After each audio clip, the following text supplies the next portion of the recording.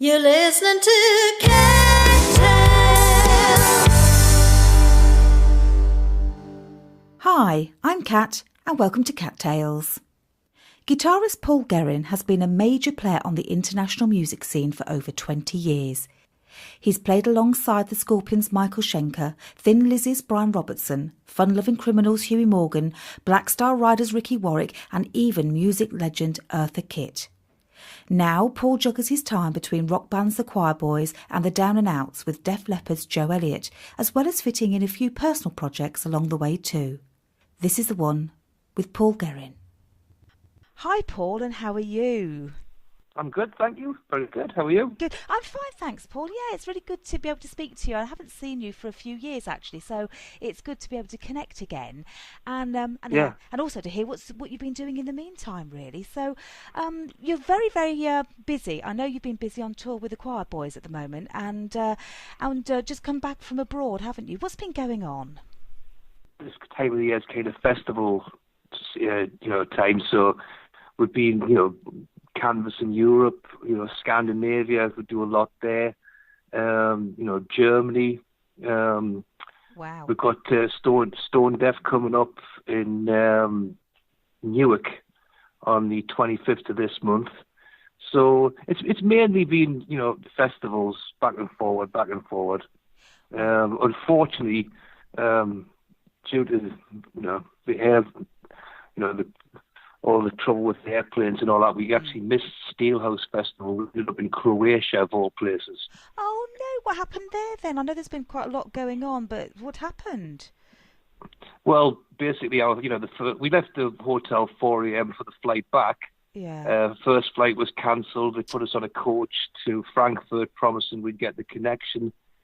We didn't get the connection, so then they put us on a flight to Croatia to catch a flight back to England. We got there, and we missed the connection, and then that was it. There was, we couldn't really get any further to get back in time for the festival, which was a real shame. Oh, that's awful. Do you know, this is the part of the problem with life on the road, isn't it? Really, everybody thinks it sounds so glamorous, but when something like that happens, it's outside of your control, isn't it? And you've got to go with the completely. flow. Oh, yeah. Well, I'm saying we did try our best and ended up in Croatia, which we were going further from England all the time. Oh, no. Oh, crikey. So near, but yet so far.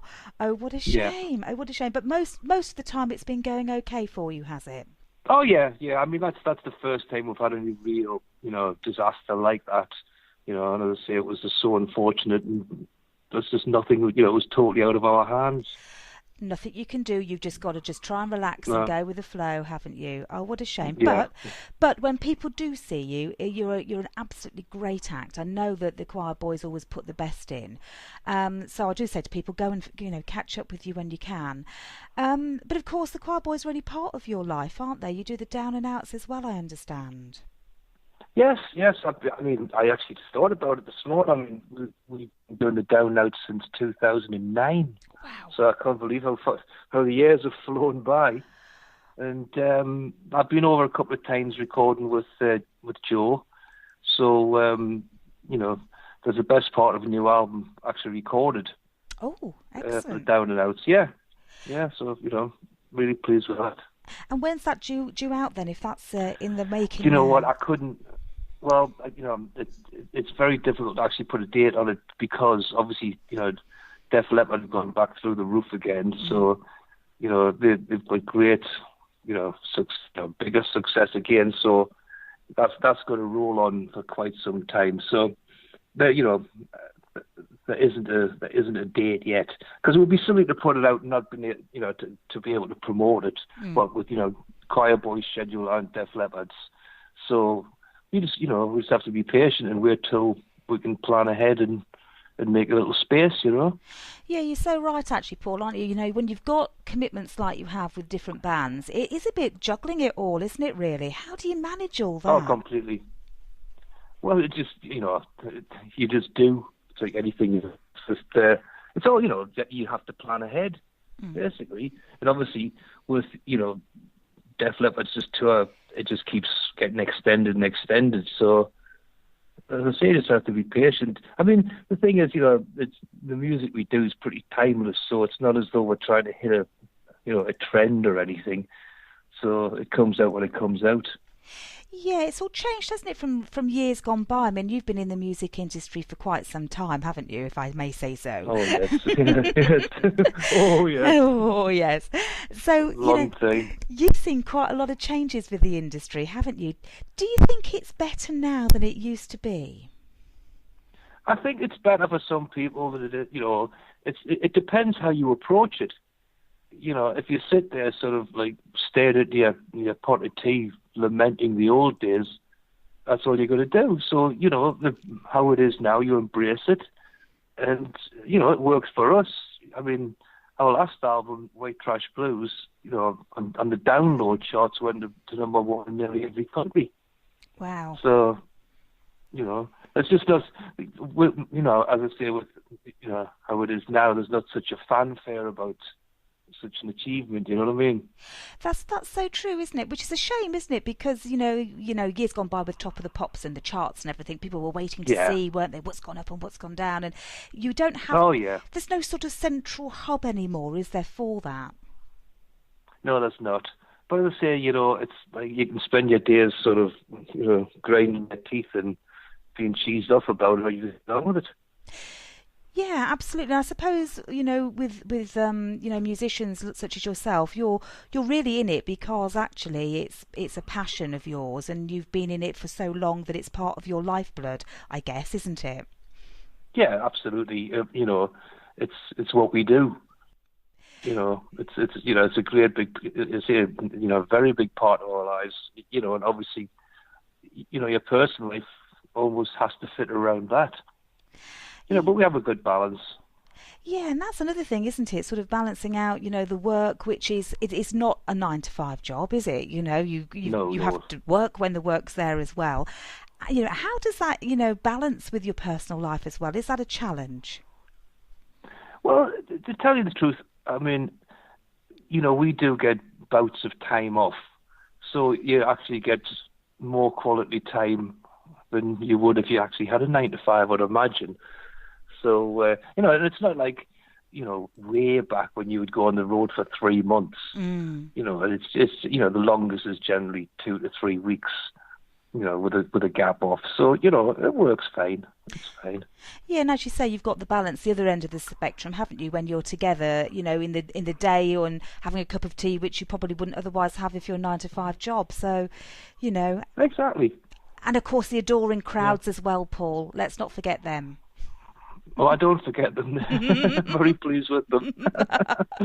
No, we have a great audience and a great fan base, and of course, like now with social media, you have much greater chance of interacting with people all around the world, just at the flick of a button.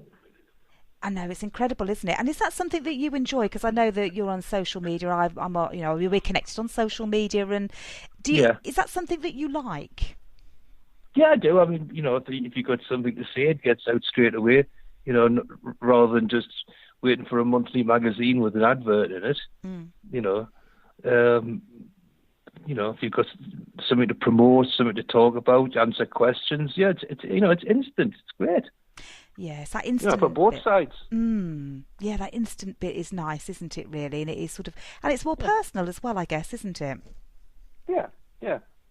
Obviously, you become friends with people over years, and especially, because we do the Monsters of Rock cruise in America, I'm in contact with so many people that, only get a chance to see us on that because they're stateside. And then every year you go back and you see possibly quite a lot of the same faces again. Oh yeah, it's a real community. It's there's a lot of people on the ship, and that, but there's some people who become close friends, which is great. Yeah, lovely, isn't it? Really, how things have changed, all for the better in a way, I suppose. I'm not complaining. No, there's no point really, is there, Paul? Nobody listens, do they? They certainly don't. I'm just thinking back to the start of your career, because you have been, a musician for quite some time. How did you actually get into it all? How did you start? When did you first pick up that guitar? I was 12. Oh, wow. My mother got me one for my 12th birthday, and so obviously I had Bert Whedon's Playing a Day book. Yes. We didn't have the internet then. And then I had my first school bands, and then just playing clubs in the northeast, like basically everybody else who played an instrument. It was a good circuit. It was pubs and clubs and everything. And then when I was 24, I moved to London, to take it seriously. And, so it kind of spanned from there. And I was, it was like 3 years I was there till I got my first record deal, which was a band that, became the Red Dogs, So, it went on from then. And that first break, was that like, that was the pivotal moment, I guess, wasn't it, in the turning point of your career? Yeah. Was that a difficult thing to actually get? Because, I mean, you've sounded there like you've gone there and it sort of came up. But was it a real struggle, or was it a bit like divine intervention? Completely. I mean, well, no, I mean, the thing is, look, when you're doing it, you don't feel like it's a struggle because you're so determined. I mean, we were also skinny because we were starving, and so that's why we all would go out and wash pots in restaurants because you get fed, Yeah. But it was a real exciting time, and then just getting the gigs and support slots, and then finally getting to the to play the marquee, etc., and being noticed by Kerrang, and then Robert Greatrix from Episode Records. So he was there was an article in Kerrang with we got the full squiggle, as it was back then. So, people started showing interest, and then, so we signed with Episode Razor, and then it began there. Wow. And the rest, as they say, is history in a way, isn't it? But yeah, I guess so. But you know what? I know that you've played with a lot of big names on stage. I mean, obviously you've got two great bands you're already playing with, but you've played with Michael Schenker and Ricky Warwick and Eartha Kitt, and you've played with a lot of different people, haven't you? Do you actually? I've been very privileged like that. I've been dealt some good cards.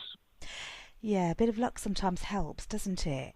So do you do a lot of sessions work? I mean, have those opportunities come around because you're like a gun for hire, or have they been part of the work with the Quireboys or DownNOutz? Well, it's because I live in Harrogate now. I don't really do session work. I have my own little studio at the back, and I work with a few people. We actually email stuff back and forward. But a lot of those situations just came out of the daftest ways, It's like, 'cause I used to have a band with Brian Robertson from Thin Lizzy called The Clan, and then there was a tribute night to Frankie Miller. That was in 2002. So I was brought in as MD for that. So I ended up playing with what was the Alex Harvey band, Joe Walsh, just out of the blue, these things just, they come. And it was like the DownNOutz, you know what I mean? I got a call, I was in Primark on Bond Street. Right. I got a call from Joe because that was primarily put together because he wanted to open up for Mott the Hoople on the Union shows at the Hammersmith Odeon. So, he wanted a band that would sort of could fit that mould of what he wanted to play, you see. So that's how, myself and the other chaps ended doing that. And then, he was so pleased afterwards. He goes, well, let's make a record. Oh. So we did. And then, then we made another one and did a tour. And then we opened up for Paul Rodgers, played the Albert Hall, many other places. And then, because those first two albums, they're like the obscure covers of like Mott the Hoople and British Lions, etc. But this new album's all original.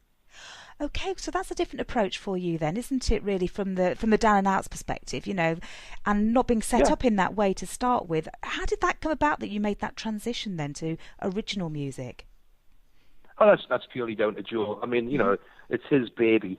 And, these were songs he'd been writing over a period of 5 years. And then, the time was right. He had a little bit of time off. So, boom, we got it done. I mean, it's not finished yet, but, you know, it's very well on the way to be finished. Well, these things take a long time to be crafted, don't they, when you're working around other projects? And well, that's it. You know, you grab a couple of days here, grab a couple of days there, basically. Yeah, and I suppose it's better to make sure that you're happy with it before it's released, because you can't take it back once it's out there, can you? Well, exactly. But, you know, and he'll be working on it when he can, but his schedule's, you know, heavy duty at the minute. So, in terms of like what you would look back on your career so far, because I mean, you're still creating, so you know it's nowhere near over. But yeah. Just looking back from some of the stuff that you've done, is there something that you would say that you were particularly proud of? Ooh, well, you got me here. I mean, because there's so many things, you know.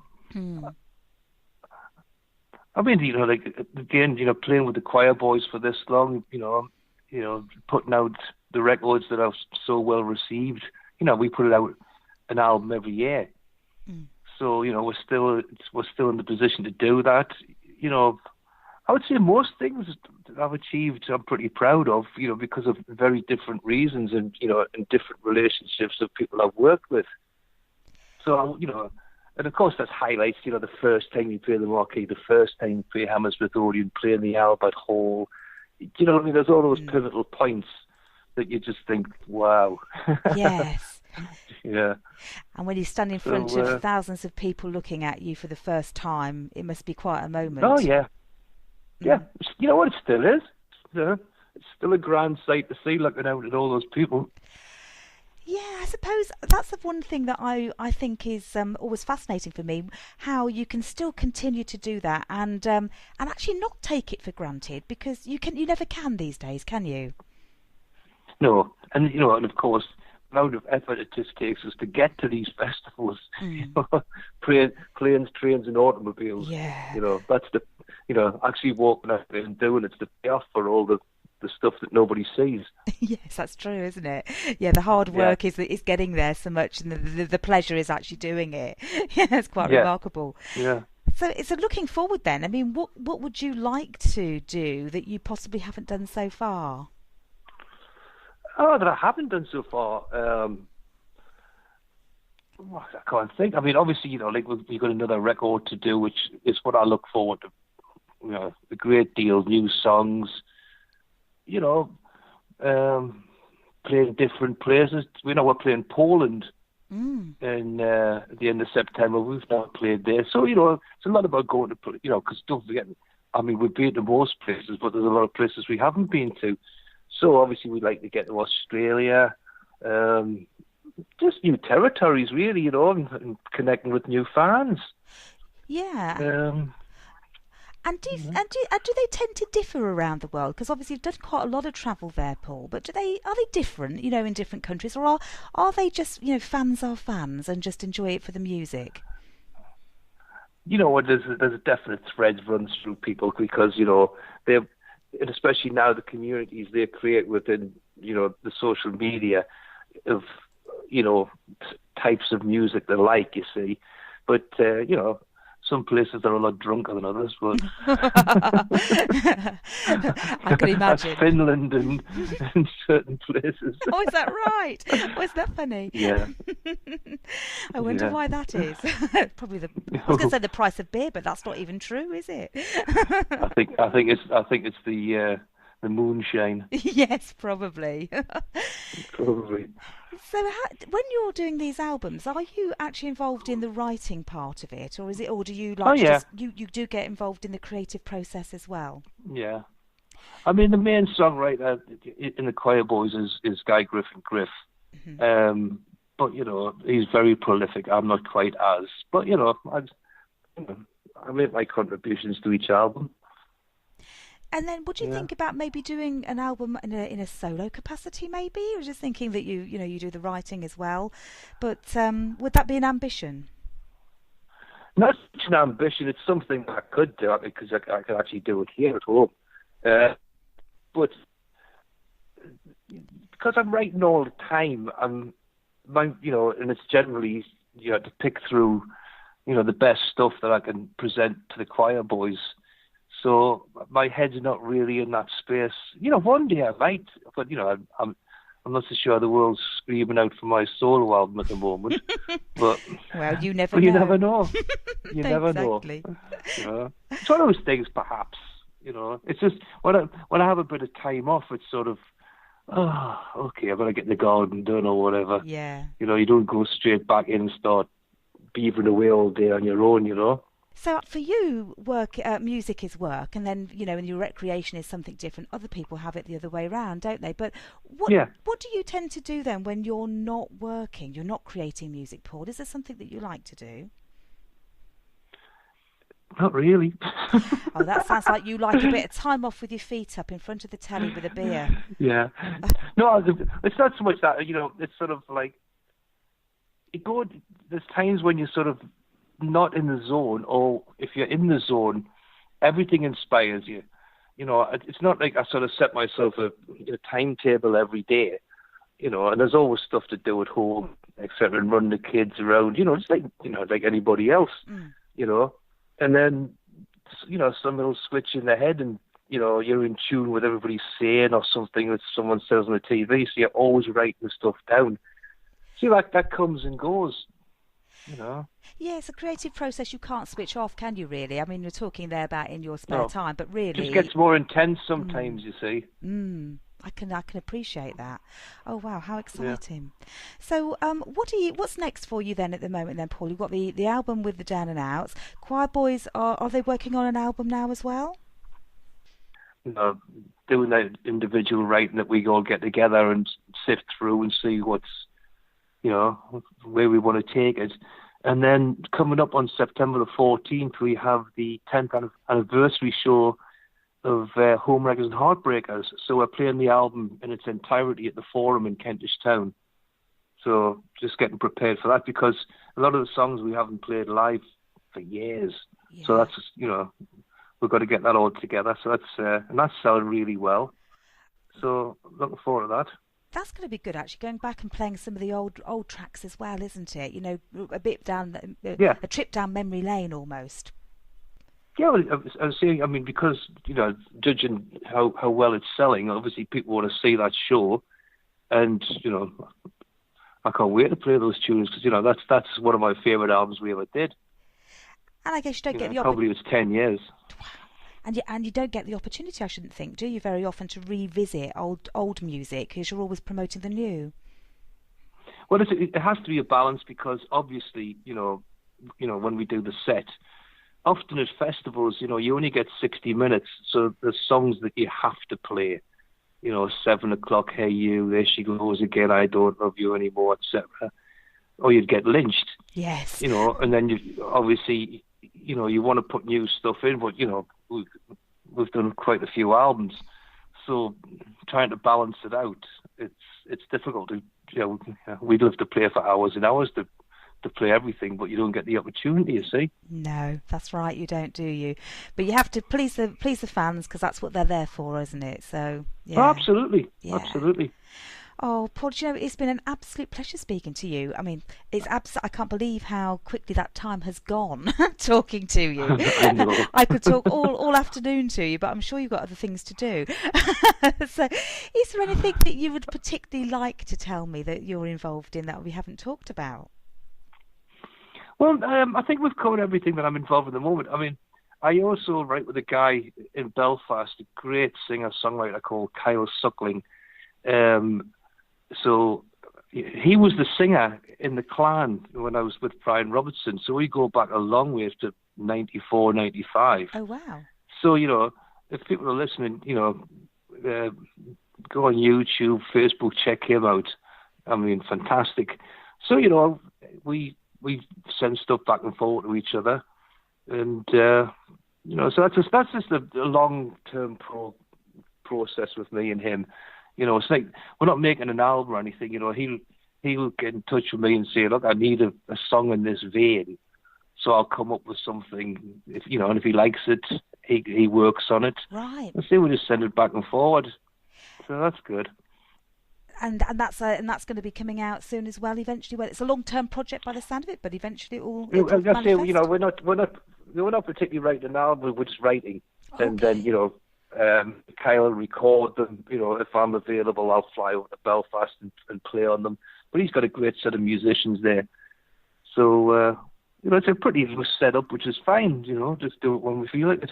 Oh, that's nice though, isn't it? And that's the creative outlet, isn't it, for you? When you kind of just get the mood. I'm going to go with the flow and do something like it. Yeah. Oh. And again, you know, it's kind of in a different vein because he's kind of doing a portfolio from, you know, everything from rock to country to jazz to hip hop. Okay. You know, because his songwriting's, you know, his craft really. Even though, you know, he should be a star, but you never know. Well, so sometimes he'll just say, like, I need something like this, and I'll sit down and see what I can come up with. So, you know, it's quite enjoyable and a bit of a challenge. And doing it from a distance is also a different kind of process as well, isn't it? You know, you're kind of creating in your own space and then merging with somebody else when they across the airwaves in a way, isn't it? Yeah, basically. But, you know, that's part of the modern way as well. It is, isn't it? Oh, Paul, it's been an absolute pleasure. Thank you so much for talking to me. It has been wonderful. Yeah, lovely speaking to you. That's fantastic. Thank you. You've been listening to Cat Tales. To listen again to this and other tales, go to cattales.co.uk.